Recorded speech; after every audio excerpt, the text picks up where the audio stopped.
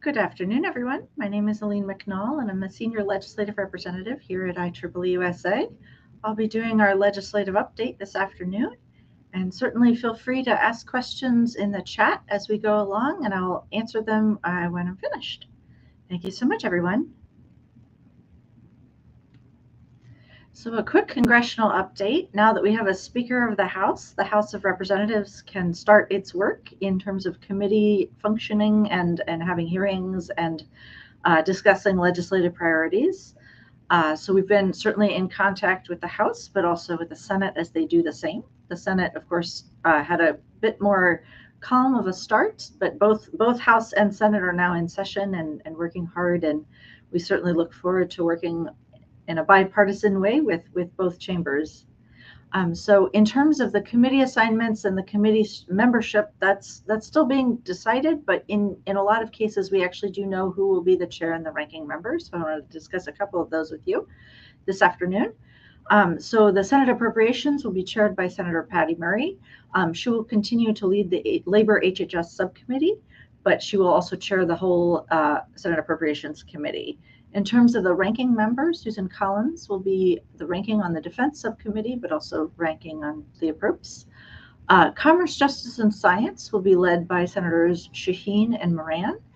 We have, of course, great members in both of those states and look forward to working with all of those appropriators on strong S&T appropriations this cycle. The Senate Commerce, Science, and Transportation Committee will be led by Maria Cantwell and Roger Wickard. And then the Senate Energy and Natural Resources Committee will be led by Joe Manchin and John Barrasso. In the House Appropriations Chair will be Kay Granger. The Commerce, Justice, and Science Chair will be Hal Rogers. The Defense Chair within Appropriations will be Ken Calvert. He's a Republican from California, pardon the slide issue there. And then the Energy and Water Development will be chaired by Chuck Fleischman. This was a change from Mike Simpson, who used to chair it, but he was term limited, and we look forward to working with Congressman Fleischman's staff. He's a big supporter of Oak Ridge, so those members of IEEE who are in the Oak Ridge area will be pleased to know that you are in good hands with Chuck Fleischman in terms of energy appropriations in the House. The House Science, Space, and Technology Committee will be chaired by Representative Frank Lucas and Zoe Lofgren from California and Oklahoma. And the House Energy and Commerce Committee will be led by Kathy McMorris Rogers and Representative Frank Pallone. For our New Jersey folks, you'll notice that that's the representative that for IEEE headquarters, and we certainly look forward to working with Representative Pallone as well as Representative Rogers on energy issues. I discussed the omnibus a little bit in the previous legislative update. Did want to highlight a few things about the defense piece of the omnibus package that did pass in December. So the defense-wide program elements did see a bunch of increases. Those are, of course, listed on the screen. We were pleased with the increase of DARPA, but also the defense-wide S&T increases. For those of you who work on the DURIP program, that program got a lot of funding in the omnibus. We were very pleased with that, and of course continue to support that and other programs at the DoD. For those of you who are Space Force focused, Space Force is getting really broad S&T support within the Department of Defense, and we were very pleased with that. Space Force, the 6-1, the most basic research of Space Force, there's language that includes funding for ARL, but also carve out language for the Space Force. And so it looks like the Space Force in general is getting certainly a lot of support. And then we will just keep an eye on what happens with Air Force program elements as well as the Space Force kind of funding moving forward. Some of the defense numbers for the RDT&E and the 6-1 basic research. So 6-1 basic research, many of you are focused on in terms of the defense lab research that you all do, of course, and those of you in the university communities will be pleased at the funding increases, particularly in the 6-3 space, the advanced technology development space here. I did put in the numbers for the Space Force research, so for those of you who are interested in those, they're listed on the screen as well. The congressional budget environment. So we are currently in a very tight fiscal climate in Congress. So there's going to be cuts to the discretionary spending. Speaker McCarthy has certainly made notes of that and made certainly a lot of talking points about cuts to discretionary spending. This does include S&T funding, and so IEEE will continue certainly to advocate for numbers that are as strong as possible. We were very pleased with the passage of the CHIPS Act, of course, and advocated very strongly for that funding, but that's an authorization bill and not an appropriations bill. And so we look forward to trying to advocate for as much funding for the S&T portions of that bill as much as possible. There will be stronger overall defense funding in the coming Congress. As for NASA funding, there will be a lot of focus on the Artemis program and funding for that.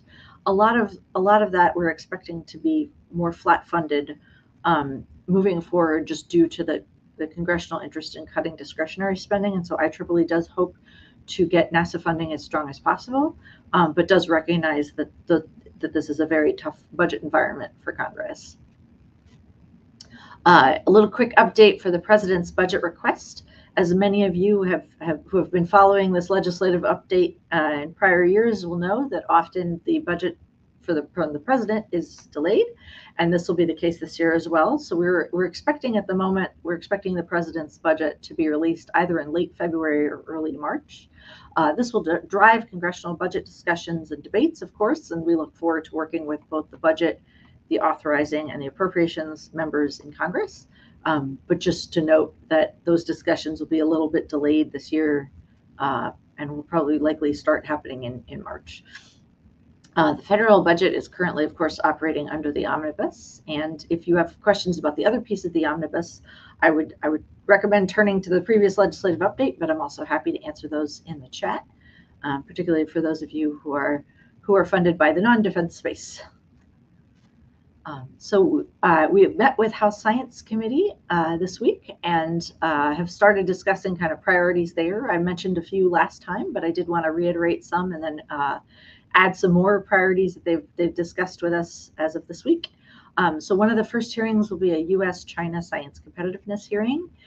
This will look at the U.S. national security strategy documents that were released late last year, and to see how those are going to be affected by the U.S.-China competitiveness race.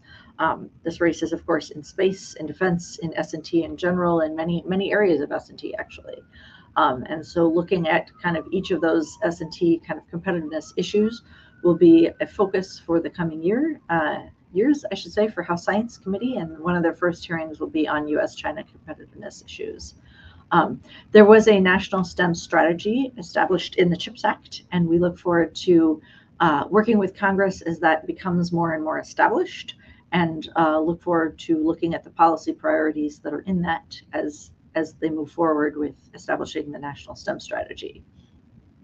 Another issue of focus for House Science will be computing legislation. So whether that's high performance computing or weather and space operations, as well as space exploration related computing, health and agriculture will also be approached in terms of the computing issues there. And the House Science Committee hopes to come up with some computing legislation that will address kind of the current level of concerns in each of these disciplines and fields, and to make sure that our computing capacity can support the U.S. economy as much as possible. Research security has always been a topic that they've focused on and will continue so in this Congress. So that will probably be the source of many hearings, but also many discussions with House Science members. It's a committee that tends to be filled with members who are new, and so IEEE does hope to act as an education source for the committee members, particularly answering questions from new members on the House Science Committee. Other priorities for that committee include the National Air Mobility Act and some drone policy. I did discuss this in a previous legislative update, but IEEE does have quite a number of positions through our AI committee on drone policy, and we look forward to making sure that drone policy throughout the U.S. is as strong as possible, and that our concerns are certainly raised with the House Science Committee as they move forward on air mobility and drone policy. The FAA reauthorization will, of course, occur this Congress, and there's an NSF workforce piece that they will also be working with as it relates to FAA, but also the workforce piece of the CHIPS Act and CHIPS Act implementation in general. Members on the committee are very interested in agriculture-related S&T issues. A lot of the districts of the members of Congress on the House Science Committee rely heavily on the agriculture economy, and there's a lot of S&T as it relates to high precision agriculture, and so that will become a stronger focus of the Health Science Committee moving forward. Technology and Innovation Partnership Directorate. This, of course, was a big piece of our discussions as it related to the CHIPS Act passage, and that directorate has now been established within the NSF. And moving forward, there will be hearings on the implementation of new programs within that directorate, and then also looking at how businesses and how the business community can better partner and access TIP funding and resources. A quick update on computing policy, since I mentioned it's going to be a priority for the House Science Committee. Quantum computing will, of course, come up as part of the quantum reauthorization process. As some of you may know, the White House did release a quantum computing policy in May of 2022. Cryptography was also a big focus of that, so we look forward to fleshing some of that out and reauthorizing the quantum programs moving forward.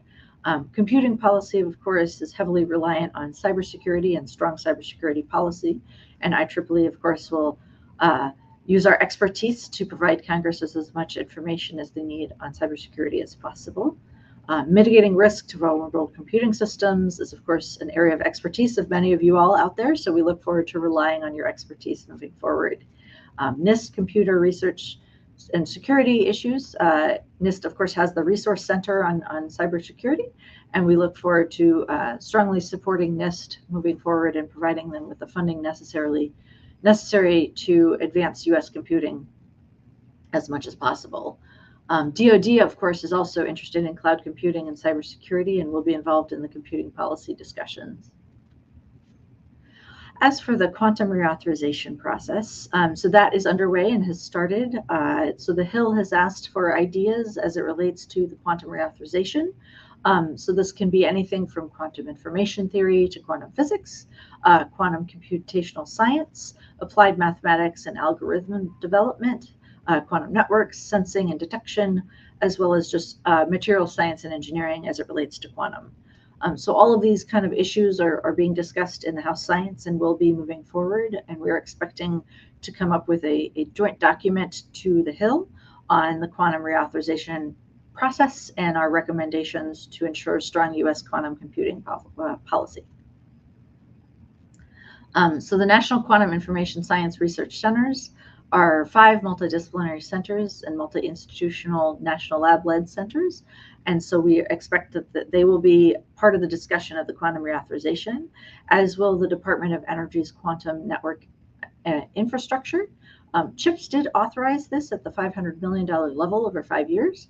And then CHIPS also authorized $160 million over 5 years to facilitate the access of U.S. quantum computing and clouds for research. And we look forward to making sure the appropriations bills follow the authorization bills in terms of level of funding for these programs. The FY 2024 appropriations did include no less than $323 million for quantum information science. And so we hope that in the coming appropriations cycle that we can see strong funding for quantum as well. For those of you interested in meeting with your member of Congress, IEEE is pleased to report that in-person visits have started in terms of the members of Congress opening up their offices again. The Hill is now open, and in that sense, we will have our in-person congressional visit days that like we've had in the pre-COVID era, and we certainly look forward to those. So mark your calendars for April 4th and 5th. For those of you who might be hesitant to come to your member of Congress, we're certainly happy to answer questions about that. It's certainly a process, and we will walk you through as much as you need for your visits if you're interested in doing that. And for further information on our congressional visits, please see our website, and I've listed that on the slides. But certainly happy to answer questions in the chat about that, and we hopefully look forward to seeing as many of you as possible in person in April. So that ends the legislative update for this week. Our next legislative update will be in early February, on the 2nd of February. But certainly happy to answer any questions any of you might have.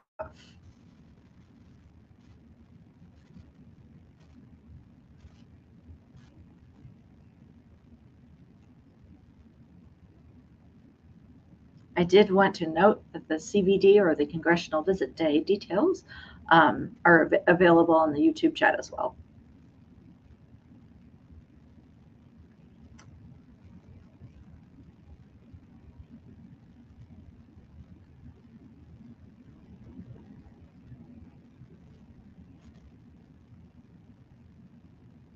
Certainly open to answering any questions any of you might have. I'm not currently seeing any in the chat, so I will give it another minute. But certainly feel free to ask away with anything you might be curious about.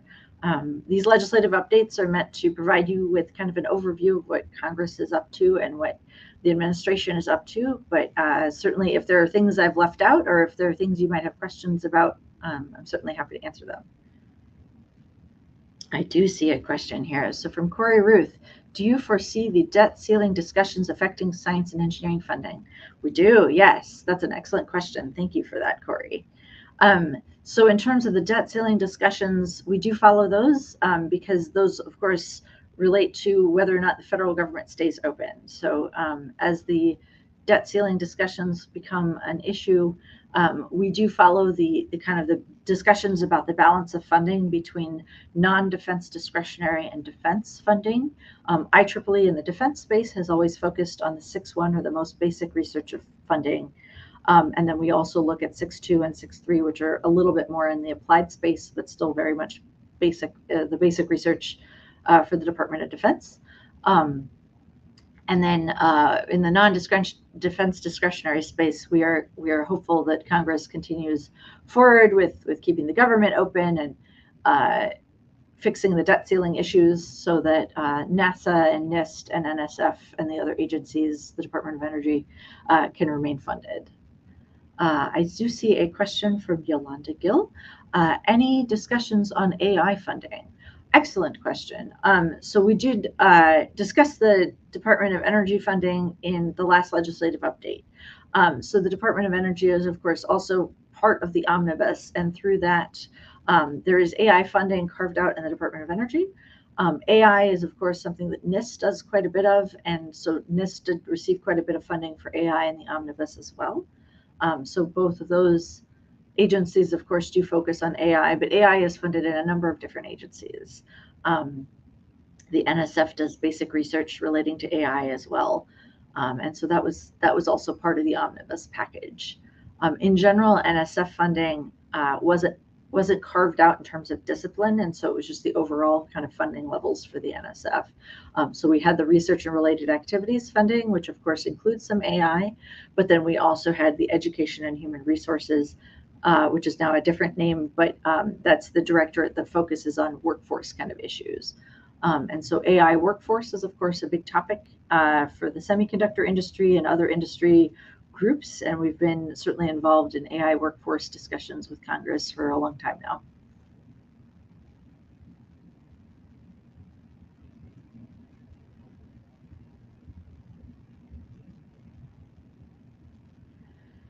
Well, seeing no further questions, I certainly am available to answer questions online. My email is in the slides, and certainly happy to answer questions between the legislative updates, but I look forward to updating you all on February 2nd. Thank you so much for joining us this afternoon.